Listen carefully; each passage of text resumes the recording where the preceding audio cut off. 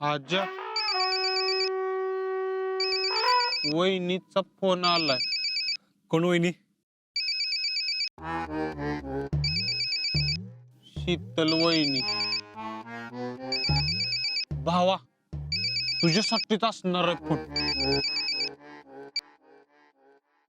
हा हॅलो रावल्या, हा बोल की शीतल. आजा हाय का तिथं?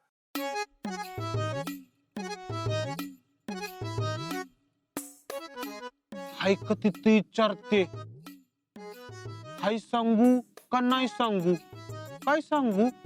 व्यायाम करतोय म्हणून सांग. तो व्यायाम करतोय. त्याला म्हणा फोन घ्यायचाय का नाही तुला? विचारते फोन घ्यायचाय का नाही. तिला सांग थोड्या वेळ करतो म्हणून. तो म्हणतोय थोड्या वेळानं करतो. नाही नाही, त्याला सांग अर्जंट काम आहे. अर्जंट आहे. तिला म्हणा 2 मिनिटं थांब. 1 मिनिट. तुम्ही दोघांनी मला काय कबूतर करायचं ठरवलंय वय? बोला तुमचं तुम्ही. बरं दे. बोल. काय राजा, तुला फोन घ्यायला वेळ नाही वे? काय म्हणतेस? आधी सांग, फोन का नाही घेतला? सांगितलं ना प्रॅक्टिस करत होतो म्हणून. पण 2 मिनिटं फोनवर बोलायला किती वेळ लागतोय? शितले, आता आणखी वेळ वाया घालवायचा का? कशाला फोन केलास? केलेला असाच. तू ओळख की. आता तू फोन केलायस आणि मी कसं ओळखणार? हे आजा, भाव देते म्हणून लय भाव खाऊ नकोस, कळलं? शितले, हेच बोलायला फोन केलायस का? मी प्रॅक्टिस करतोय, आपण नंतर बोलू. आजा भीतोस काय मला तू? बोल की मग बिंदास. थांब मी जातो लांब. राहुल्या, अरे तुला वाटतं तसं काय नाही. शितले, नंतर करतो तुला फोन.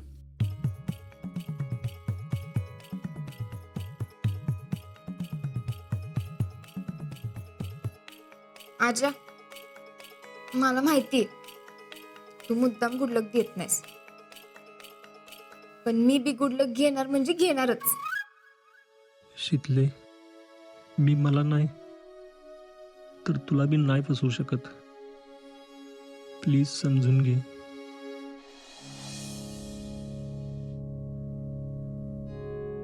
नाना, पाया पडते. अभ्यास झालाय ना? हा होय. चांगला लिही पेपर. आणि हे बघ, नापास झालीस तरी चालेल, पण कॉपी करायची नाही. ना ना, अहो ती कॉपी अजिबात करत नाही, छान. त्यामुळेच ती नापास होती. या आप्पा काय बी आई का शितले,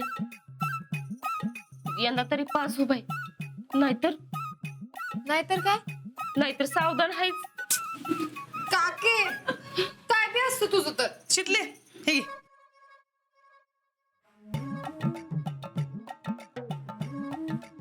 शितले, पास का नापास ते नंतर बघू, पण कमीत कमी पेपरला शेवटपर्यंत बस. हा, शेवटपर्यंत. काके या येणं मी पास होत असते का नाही बघ. आणि नुसती पास नाही बर का, चांगल्या मार्कांना पास होणार आहे. चांगली पुरवणीच लावते का नाही बघ. नाही नको, पुरवणी नको. काका तू फक्त आशीर्वाद दे. पुरवणी लावत असते का नाही बघ. लाव लाव. शितले, तू जर लावली ना पेपरला पुरवणी, तर आज जेवणात पोळी आणि गुळवणी. आप्पा शितले, हे घे पेन. हा, आणि लक्षात ठेव, यानं पेपर लिहू. आणि हो, ह्यो जगातला शेवटचा पेन नाही, संपला तरी चालेल. हा, आपण पास हो. जितू काका बेट लावायची. चालेल की. हे बघ, तू जर का नापास झालीस का नाही, तर तू 500 रुपये मला द्यायचे. हा, आणि तू जर का पास झालीस तर मग मी तुझ्याकडनं 200 रुपये घेईन. चालतंय.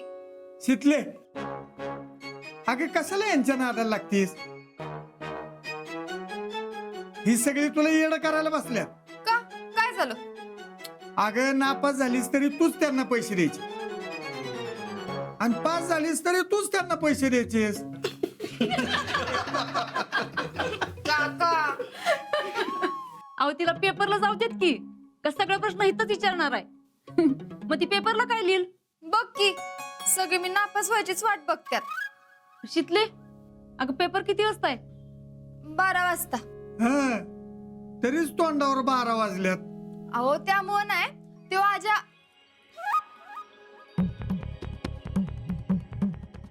आजा आज आजचा पेपर लय अवघड आहे ना. पण काय ग पेपर 12 वाजता आहे मग तू आताच कशाला चाललीस? बहुतेक चांदोडीपासून सातारपर्यंत ती लोटांगण घालत जाणार असेल. तसं नाही लवकर गेलं की कसं जरा अभ्यास करायला मिळतो ना म्हणून. आणि मग वर्षभर काय केलंस ग? अगं किती प्रश्न विचारताय तिला? हा सगळ्या प्रश्नांची उत्तरं दिली इथंच तर लिहिणार काय पेपरात ती? जा तू आणि नीट पेपर लिह.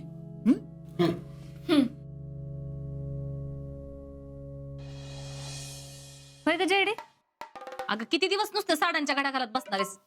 मग काय करू? अगं साडी नेसायला कधी शिकणार? साडी नेसून काय करू? आता लग्न नको वय करायला तुला?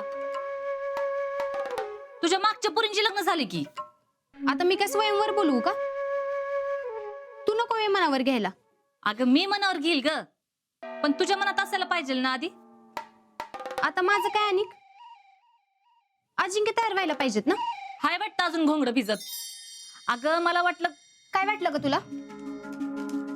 आणि कुणाला काय वाटतंय ना त्याच्याशी मला काय देणं घेणं नाही. आता मला जे वाटतंय ना तेच मी करणार. जेडे जरा जमिनीवर राहून विचार कर. चालली आबाळाला हात लावायला. अजिंक्य आता भरती होत्याल. होऊ दे की मग. अगं मिलिटरीतल्या माणसांचा काय भरोसा? ते तिकडं बॉर्डरवर आणि बायको इथं. मग कसं करायचं संसार? अगं फौजी लोकांचं काय आज हिथं तर उद्या तिथं. मग आयुष्यभर त्यांच्या मागं फिरत बसणारेस वय? अजिंक्यांसाठी काय बी करायला तयार आहे मी. जेडे अगं डोक्यातनं खूळ काढून टाक. अजिंक्यांपेक्षा भारी पोरं चालून येत्याल.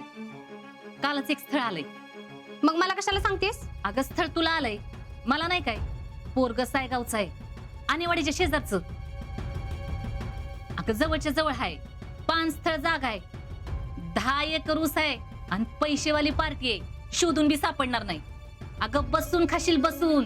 आणि हित जी आहे ना ती तुझंच राहील आणि हिथल्या हिथं जवळ येऊन जाऊन राहशील. ए मम्मी तुला एकदा सांगितलेलं कळतच नाही का? अगं एकदा फुटू तर बघ. हरकून टम होशील. हा मानतेस. हे बघ कसा राजबिंडा पोरगाय आणि मोठा बंगला बी बांधलाय.